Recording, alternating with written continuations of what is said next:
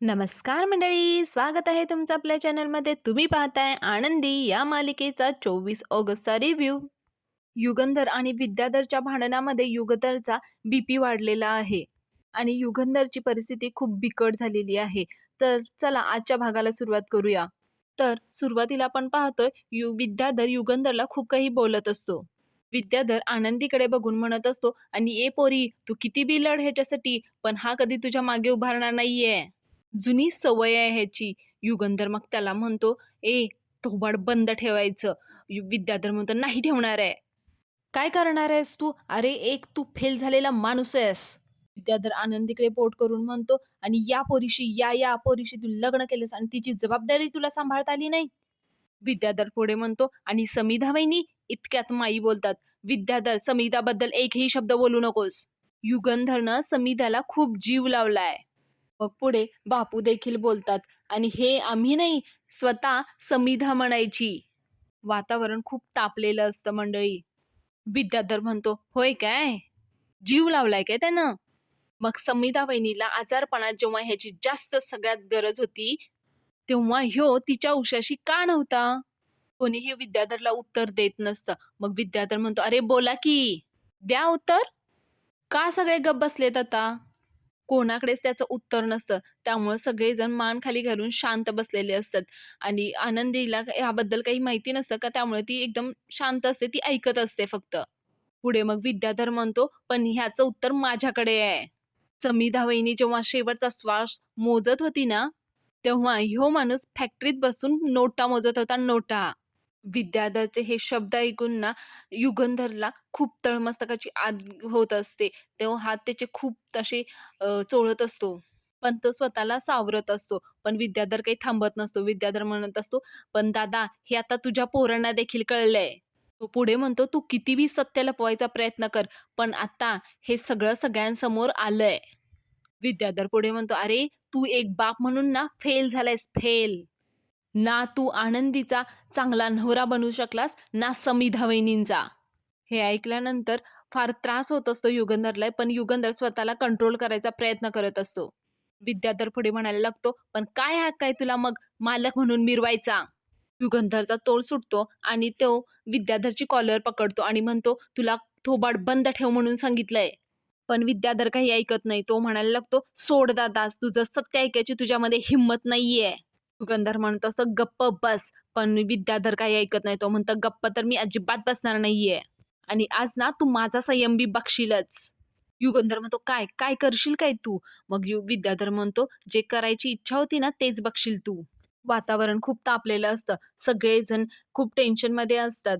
विद्याधर बोलत असतो युगंधरचा, त्याप्रमाणे पारा वाढत चाललेला असतो. त्यांचं भांडण सोडवण्यासाठी मध्ये कोणीही पडत नसतं. पण शेवटी शिल्पा मध्ये पडते. शिल्पा सोडवायला जाते भांडण. ती म्हणते, "बस युगंधर, बस, सोड त्याला." पण युगंधर काही ऐकत नाही. युगंधर म्हणतो, "सोड ताई तू मला. आज याला मी सोडणार नाही. आज याला मी सोडणार नाही. आज मी ह्याचा हिशोब पुरता करूनच सोडणार आहे ह्याला."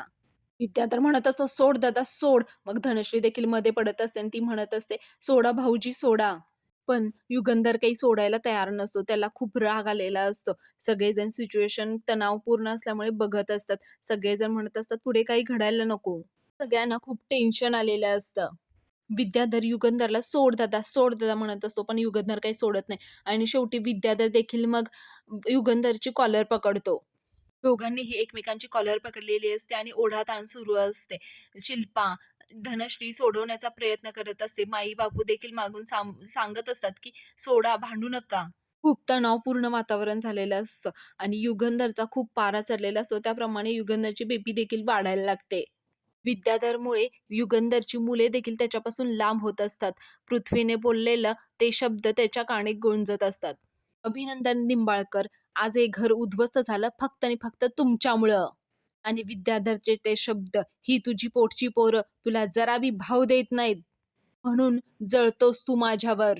आणि या घराचे जे काही नुकसान झाले ते फक्त आणि फक्त तुझ्यामुळे." गंधर्च्या डोक्यामध्ये सतत तेच क्षण आठवत असतात. विद्याधर पुढे म्हणत असतो ना, "तुला ना एक चांगला बाप होता आला, ना एक चांगला पती. सगळ्या नात्यात तू शून्य आहेस, शून्य." युगंधरला हे सतत आठवून युगंधरचा बीपी खूप वाढतो. युगंधरच्या हातातून विद्याधरची कॉलर सुटते आणि युगंधर जमिनीवर पडतो. सगळेजण खूप घाबरतात. युगंधरला काय झालं कोणालाच काही कळत नाही. युगंधर पडल्या-पडल्या शिल्पा मोठ्याने ओरडते, "युगंधर!" सगळ्यांची धावपळ सुरू होते. सगळेजण युगंधरच्या भोवती गोळे होतात. युगंधरला उठवायचा प्रयत्न करत असतात. "युगंधर उठ!" शिल्पा म्हणत असते. धनश्री म्हणत असते, "भाऊजी काय झालं? उठा ना."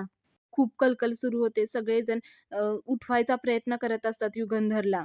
आनंदीला मात्र काही कळत नाही काय चाललंय, काय झालंय. तिला फक्त आवाज कानी येत असतात. आनंदी खूप घाबरलेली असते. पृथ्वी म्हणतो, "थांबा, आपण पहिल्यांदा त्यांना बेडवर घेऊन जाऊ." मग ते उचलून ते आतमध्ये घेऊन जातात.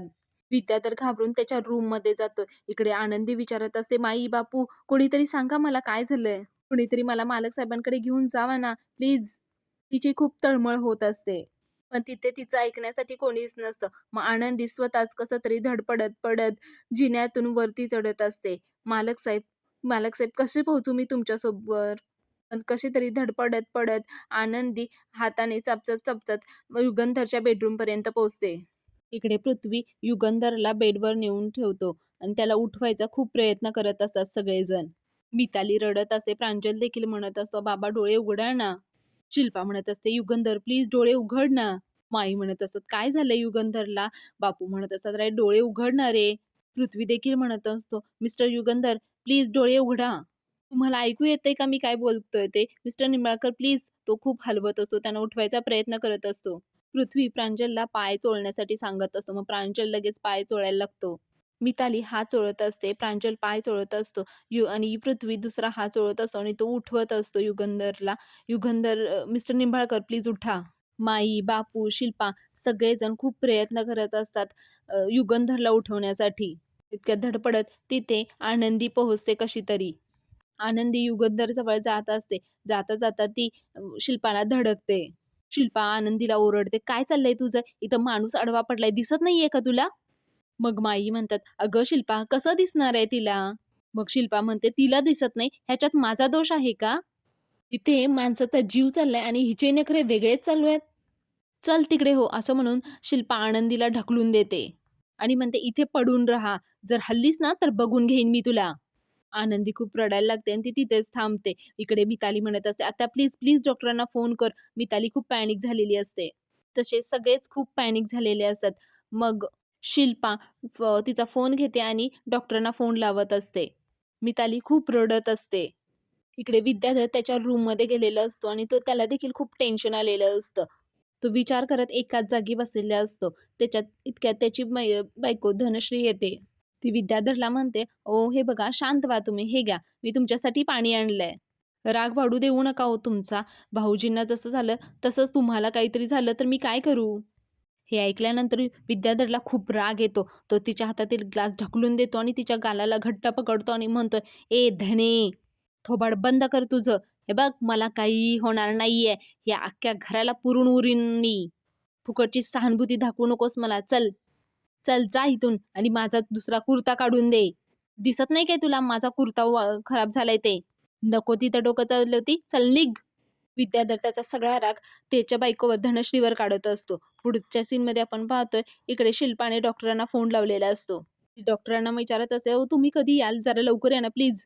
हो थोडंसं सीरियस आहे. प्लीज या पटकन." मग शिल्पा सगळ्यांना सांगते, "5 मिनिटात येतील डॉक्टर." माई रडत असतात. माई म्हणतात, "काय वाढून ठेवलंय माझ्या पोराच्या आयुष्यात? कुणास ठाऊक अचानक काय झालं माझ्या युगंधरला?" मग बापू माईंना म्हणत असतात, "अगं हे बघ तू धीर धर. आपल्या युगंधरला ना काहीही होणार नाही आणि आता डॉक्टर येतायत ना ते तपासतील." पृथ्वी म्हणतो ना, "हे काकामुळेच झाले सगळे. काकाने इतका विषय लांबवायलाच नको पाहिजे होता. इतका तमाशा करायची काय गरज होती?" मग प्रांजल मत देखील म्हणतो, "अरे दादा, आता ही विचार करण्याची वेळ आहे का?" मग तो मिताली म्हणतो, "मिताली तू जा, जा पटकन आणि थंड पाण्याच्या पट्ट्या घेऊन ये. त्याने काहीतरी होईल. जा ना प्लीज." मिताली पळत जाते थंड पाण्याच्या पट्ट्या आणण्यासाठी. इकडे आनंदी खूप विव्हळत असते. म्हणजे तिला वाटत असतं, की युगंधर जावावर जावं. मग ती विचारत असते, "माई-बापू मला सांगा ना काय झालंय ते? प्लीज मला एकदा त्यांना भेटू द्या." पण शिल्पा तिच्याजवळ येते आणि तिच्या हाताला धरून म्हणते, "काय सांगितलं होतं तुला? गप्प बसायला सांगितलं होतं ना? काय रडारड करतीयेस तू इकडे?" मग माई म्हणतात, "अगं असं करू नकोस. तिचा नवरा आहे ना तो भेटू देत त्याला." शिल्पा म्हणते, "कोण नवरा? कोणाचा नवरा? कुठला नवरा?" तुम्ही हिच्या लग्नात अक्षता घालायला गेला होतात का? बापू म्हणायला लागतात, "अगं शिल्पा काय बोलतेस तू?" पण मग शिल्पा काहीच नाही ऐकत त्यांच्यावर देखील ओरडते, "बास! आता मी कोणाचं काहीही ऐकणार नाही." आणि ती आनंदीला म्हणते, "या घरात कोणाचा नवरा नाही राहत. या घरात माझा भाऊ राहतो, कळलं?" आनंदी खूप विनवणी करत असते, "प्लीज मला भेटू द्यात त्यांना." शिल्पा म्हणते, "तो आवाज बंद कर नाहीतर तोंडात बोळा कोंबीन तुझ्या." आणि तिला ढकलते आणि म्हणते, "मर तिकडे." आनंदी म्हणत असते, "ताईसाहेब प्लीज असं नका करू, मला भेटू द्यात." ती खूप रडत असते. इतक्यात खाली डॉक्टर येतात. त्यांची अशा डॉक्टरांना घेऊन युगंधरच्या रूममध्ये जाते. मागे-मागे शलाका देखील येते. शलाका विचार करते, "डॉक्टर? आणि असे घाईघाईत वर का गेले? या वाड्यात नक्कीच काहीतरी भयंकर घडले. पण नक्की काय घडलंय? कोणाची तब्येत बिघडलीये?" इकडे विद्याधर धनीला ओरडत असतो, "ए धने तुला मिळतोय का नाही कुर्ता? एवढा वेळ लागतो का तुला कुर्ता शोधायला?" धनश्री म्हणत असते, "अहो मी देतेय ना कुर्ता, थांबा ना जरासं." धनश्री मग पिवळ्या कलरचा कुर्ता कपाटातून काढते आणि विद्याधरला देते. "हां, हे घ्या." इतक्यात शलाका धावत-धावत त्या दोघांच्या रूममध्ये येते आणि ती विद्याधरला बिना कुर्तामध्ये बघते आणि म्हणते, "सॉरी." धनश्री म्हणते, "सॉरी काय सॉरी? ही काय पद्धत आहे तुझी? कुणाच्या पण बेडरूममध्ये असं न विचारता, न दार वाजवता असं घुसतात होय? दिसत नाही का तुला कपडे बदलतायत ते? तुझ्याकडे थोडासा तरी मॅनर्स, अक्कल आहे की नाही?" शलाका म्हणते, "ए धने, मी मगाशी हॉलमध्ये आले होते." मग धनी म्हणते, "मग? हॉलमध्ये आली होती मग काय?" शलाका म्हणते, "अगं तिकडं कोणी नव्हतं म्हणून थेट इकडं आले." धनश्री म्हणते, "वाह, वाह, वाह! म्हणजे कुणाच्या बी घरात गेल्यानंतर हॉलमध्ये कोणी बी नसेल तर डायरेक्ट त्यांच्या बेडरूममध्ये घुसायचं होय?" शलाका तिला ओरडण्यासाठी बोट काढते. मग इतक्यात धनश्री देखील तिला ओरडते आणि म्हणते, "ए चल बाहेर निघायचं." विद्याधर धनीला ओरडतो आणि म्हणतो, "ए धने, तो कुर्ता आण इकडं." धनश्री विद्याधरला म्हणते, "ओ तिला सांगा बाहेर जायला." विद्याधर उलटं धनीलाच म्हणतो, "जा बाहेर." धनी म्हणते, "मी?" मग विद्याधर म्हणतो, "होय, तूच." धनश्री म्हणते, "मी का जाऊ? मी नाही जाणार बाहेर." विद्याधर तिच्यावर ओरडतो आणि म्हणतो, "ए, तुला एकदा सांगितलेलं कळत नाही काय? चल, हो बाहेर, जा बाहेर." धनश्री म्हणते, "अहो तिला त्या शलाकाला सांगा ना तुम्ही." विद्याधर तिचं काही ऐकत नाही आणि तिच्या हाताला धरून तिलाच घरात खोली बाहेर काढतो आणि म्हणतो, "दार लावून घे." पुढच्या सीनमध्ये आपण पाहतोय डॉक्टर युगंधरला चेक करत असतात. युगंधर सांगतात, "हे बघा परिस्थिती चांगली नाहीये. त्यांचा बीपी ना 240 वर शूट आउट होतोय. अशा परिस्थितीमध्ये काहीही घडू शकतं. हाय बीपीमुळे ब्रेन स्ट्रोक, हार्ट अटॅक येऊ शकतो. हे जीवघेणे असू शकते." हे ऐकल्यानंतर सगळ्यांनाच खूप टेन्शन यायला लागतं. डॉक्टर मग पुढे सांगतात, "पुढचे 24 तास फार क्रिटिकल आहेत." सगळ्यांना खूप टेन्शन आलं असतं. डॉक्टर साहेबांचं हे ऐकून लगेच माई म्हणतात, "डॉक्टर साहेब हे असं काय बोलताय तुम्ही? काहीतरी करा ना तुम्ही." डॉक्टर म्हणतात, "मी पूर्ण प्रयत्न करतोय." खरं तर आहे ना, त्यांना लगेच हॉस्पिटलच्या आय-सी-यूमध्ये शिफ्ट केलं असतं. पण त्यांची अवस्था इतकी नाजूक आहे, की त्यांना गाडीमध्ये हलवणं सुद्धा खूप रिस्की ठरू शकतं. त्यामुळे मी ती रिस्क घेऊ शकत नाही. हां, पण त्यांच्यावर आहे ना, क्षणाक्षणाला लक्ष ठेवावं लागेल. डॉक्टर पुढे म्हणतात, रात्री गरज पडली ना, तर इथेच बेडरूममध्ये आपण आय-सी-यूचं सेटअप लावूया. पण आता ना त्यांना शांततेची गरज आहे. तर कृपया आपण सगळे बाहेर जाऊ शकता का?" युगंधरची अवस्था खूप क्रिटिकल असते. त्यामुळे सगळेजणच टेन्शनमध्ये असतात. मग शिल्पा म्हणते, डॉक्टर बोलतात ते बरोबर आहे. आपण सगळ्यांनी बाहेर जाऊया. मिताली, प्रांजल, चला. माई देखील हो म्हणतात आणि सगळेजण एक-एक करून रूममधून बाहेर पडतात. आनंदी उठते आणि शिल्पाला म्हणते, "ताईसाहेब प्लीज मला थांबू द्या ना इथे." शिल्पा म्हणते, "अजिबात नाही. तू आल्यापासून माझ्या भावाचे ग्रह फिरलेत. चल बाहेर हो." आनंदी म्हणत असते, "ताईसाहेब प्लीज, प्लीज मला थांबू द्यात. मी त्यांना काहीच त्रास देणार नाहीये." आनंदी खूप विनवण्या करत असते, पण शिल्पा काय ऐकत नाही. शिल्पा म्हणते, "नाही म्हणून सांगितलंय ना? डॉक्टरनी काय सांगितलंय ते ऐकलंस ना तू? याला तू जबाबदार आहेस." शिल्पा मग आनंदीच्या हाताला धरते आणि तिला ओढत-ओढत बाहेर आणते रूमच्या. आता युगंधरच्या रूममध्ये फक्त डॉक्टर असतात. पुढचं सीन शलाका आणि विद्याधरचा घेतलेला आहे. विद्याधर म्हणत असतो, "काय मूर्ख बायको मिळाली माझ्या नशिबात मला. देवाने ना अक्कलशून्य बायको बांधली माझ्या गळ्यात." कुर्ता घालत-घालत शलाकाला विचारतो, "शलाका तू आता ह्या वेळेला इथं कशी? काय काम काढलंस?" मग शलाका म्हणते, "अरे विद्याधर मी आता घरात आले तेव्हा बघितलं डॉक्टर आलेत. डायरेक्ट जिने चढून वरती आलेत. काही झालंय का? आणि हॉलमध्ये पण कोणी नव्हतं. हां, काही झालंय का?" मग विद्याधर म्हणतो, "होय गं शलाका." शलाका परत म्हणते, "विद्याधर मी तुला विचारते काय झालंय का नक्की? हां, अरे बोल ना." विद्याधर म्हणतो, "लई मोठा कांड झालाय शलाका." मग शलाका म्हणते, "काय झाले नक्की सांग ना विद्याधर." मग विद्याधर शलाकाला झालेल्या सर्व घटना सांगत असतो. आपल्याला त्यामधलं काही ऐकवलेलं नाहीये, फक्त आपल्याला चित्र दाखवलेलं आहे. विद्याधर आणि युगंधरची ओढाताण सुरू असते आणि विद्याधर तिथे खाली पडतो. हे आपल्याला फक्त दाखवलेलं आहे. बाहेर धनश्री ह्या दोघांचं सगळं काही बोलणं ऐकत असते. सर्व काही ऐकल्यानंतर शलाका विद्याधरला म्हणते, "अर्र देवा! विद्याधर, मला वाटलं होतं त्याच्यापेक्षा खूपच सीरियस झालं रे हे प्रकरण." म्हणजे ज्यांना आभाळही ठेंगणं वाटतं, ते युगंधर निंबाळकर थेट जमिनीवर कोसळले आणि त्यांचा बीपी काय एवढ्याच शूट झाला? विद्याधर म्हणतो, "अगं शलाका, तो युगंधर जगतोय की मरतोय त्याला काय होतं यानं मला काय बी फरक पडत नाही. त्याच्याबद्दल मला काडीची बी सहानुभूती नाहीये." धनश्री हे सगळं ऐकत असते. विद्याधर म्हणतो, "पण?" मग शलाका म्हणते, "पण काय? पण एका गोष्टीची मला लई काळजी वाटू राहिली शलाका. उद्या त्या पोरासनी म्हणजे पृथ्वी, मिताली, प्रांजळ त्यासनी असं वाटायला नको, माझ्यामुळं, मी केलेल्या तमाशामुळे त्यांच्या बापाची ही अवस्था झाली आहे. तर मग ती पोरं थेट माझ्या विरोधात जातील." मग शलाका म्हणते, "तू म्हणतोयस त्यात तर पॉइंट आहे विद्याधर." विद्याधर पुढे म्हणतो, "अगं पण शलाका काय बी झालं ना, ती पोरं माझ्या बाजूनं हवी आहेत मला. निंबाळकर साम्राज्यावर हक्क गाजवायचा असेल ना, तर ती पोरं माझ्या हातात मुठ्ठीत असायला हवी आहेत. नाहीतर ना, माझा हा मोठा प्लॅन, हा सगळा खेळ या एकाचा छोट्याशा गोष्टीमुळे सगळा बट्ट्याबोळ होऊन जाईल." धनश्री हे सगळं कान देऊन ऐकत असते आणि तिला त्या दोघांचं बोलणं आणि सत्य हे देखील कळत असतं. पण आता पुढे धनश्री सत्य बोलणार का हेच महत्वाचं ठरणार आहे मंडळी. पुढे शलाका विद्याधरला म्हणते, "रिलॅक्स कर विद्याधर, मी आहे ना तुझ्यासोबत. आता काही काळजी करू नकोस. फोडा आणि राज्य करा हे तुझं धोरण आहे नव्हे. हाच तुझा खेळ मी खराब नाही होऊ देणार." विद्याधर म्हणतो, "म्हणजे नक्की काय आहे तुझ्या डोक्यात?" शलाका थोडंसं कुष्ठित हसते आणि म्हणते, "तुझ्या कपाटाला हात लावू का?" विद्याधर म्हणतो, "का?" शलाका म्हणते, "अरे हात लावला की चालेल की नाही तेवढंच सांग." मग विद्याधर म्हणतो, "चालेल की." शलाका मग विद्याधरच्या कपाटाजवळ जाते आणि त्याच्या कपाटातील बेल्ट घेते आणि त्या विद्याधर समोर येते. तो बेल्ट ती विद्याधरला देते. विद्याधर म्हणतो, "बेल्ट? ह्याचा काय संबंध?" शलाका मग विद्याधरला एक प्लॅन सुचवते आणि तो प्लॅन ते दोघं डिस्कस करत असतात. हे बाहेरून धनश्री ऐकत असते. बरं, तो प्लॅन आपल्याला ऐकवलेला नाहीये, डायरेक्ट दाखवलेला आहे. थोड्या वेळाने आपण ते पाहणार आहोत. विद्याधर म्हणतो, "अरे वाह! काय प्लॅन आहे?" धनश्री ते ऐकते आणि मग ती तिथून निघून जाते. मग विद्याधर पुढे म्हणतो, "आता बघच तू, त्या पोरासनी कसा माझ्या बाजूने वळवतो ते." इकडे विद्याधर आणि शलाकाचा फुल प्लॅन तयार झालेला असतो आणि बाहेर हॉलमध्ये सगळे जमा झालेले असतात. खूप टेन्शनमध्ये असतात. मिताली खूप रडत असते. माई मितालीला म्हणत असं, "अगं शांत हो ना." मग शिल्पा देखील म्हणते, "अगं रडून काही होणार आहे का? काही नाही होणार युगंधरला. डॉक्टर उपचार करतायत ना. आणि आपणच अशी हिंमत हारलो तर कसं होणार सांग बरं?" मिताली खूप रडत असते. ती म्हणत असते, "अगं पण मी काय करू? काय करू? सांग आत्या बरं तू. तू पाहिला ना त्यांचा चेहरा. ते डोळेही नाही उघडत आहेत गं. डॉक्टर बोलले तर हाय बीपी झालाय. आणि आता आईनंतर त्यांना काय झालं तर मी नाही सावरू शकणार आहे." असं म्हणत मिताली खूप रडत असते. शिल्पा म्हणते, "अगं वेडी झाली आहेस का तू?" मग माई देखील तिला समजवत असते, "अगं नाही काही होणार आहे युगंधरला." तेवढ्यात विद्याधर बाहेर येतो आणि तो बेल्ट असतो ना, तो मितालीच्या समोर ठेवतो. सगळेजण विद्याधरकडे बघायला लागतात. शिल्पा म्हणते, "हे काय विद्याधर, बेल्ट का आणलायस तू?" विद्याधर म्हणतो मितालीला, "मिताली, हा तो बेल्ट हातात घे आणि स्वतःच्या हातानं मार मला.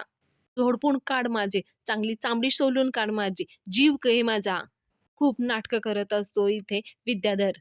विद्याधर पुढे म्हणतो, "आज दादाची जी काही अवस्था झाली ना, ती फक्त आणि फक्त माझ्यामुळे झाली आहे. मी दादाला जर एवढं सगळं बोललो नसतो, तर माझ्या दादाची एवढी अवस्था झालीच नसती." विद्याधर सगळ्यांची सहानुभूती मिळवण्याचा प्रयत्न करत असतो. विद्याधर पुढे म्हणतो, "कधी-कधी इतकं सत्य पण बोलायचं नसतं. त्याच्यामुळे समोरचा माणूस दुखावला जाऊ शकतोय. हे एवढं साधं गणित बी माझ्या लक्षात आलं नाही. नाही, मला जगायचा काहीच अधिकार नाही." असं म्हणतो स्वतःलाच कोसण्याचा प्रयत्न करत असतो. विद्याधर पुढे म्हणतो, "याची ना मला मोठी शिक्षा मिळाली पाहिजे." आणि मग तो पुढे मितालीच्या हातात तो बेल्ट देतो. मितालीला ओढतो आणि म्हणतो, "हे घे, मार, मार ए परी, मार तू मला." स्वतःच मितालीच्या हाताने तो स्वतःला मारून घेत असतो. सगळेजण त्याला थांबवत असतात. "अरे काय, काय करतोयस तो?" प्रांजल म्हणतो, "अरे काका थांब ना." विद्याधर काही ऐकत नसतो. प्रांजल ओरडल्यानंतर मग विद्याधर म्हणतो, "अरे मी तरी काय करू रे प्रांजल? मला बी हे सगळं बघून काय आनंद व्हायला लागलाय काय? अरे परी या वाड्यात काय बी घडलं तर हे दादा मलाच गुन्हेगार ठरवतोय. मागच्या वेळेला ती आनंदी गायब झाली. तिला शोधायला मी माझा जीव धोक्यात घातला माझ्या हातापायाला मार लागला, तरी मी तिच्या किडनॅपिंगचा आळ दादानी माझ्यावरच घातला. आज पृथ्वीला वाचवून मी घरी आणलं. स्वतःच्या जीवाची बी काळजी केली नाही. तरी बी त्याचा मारेकरी मीच.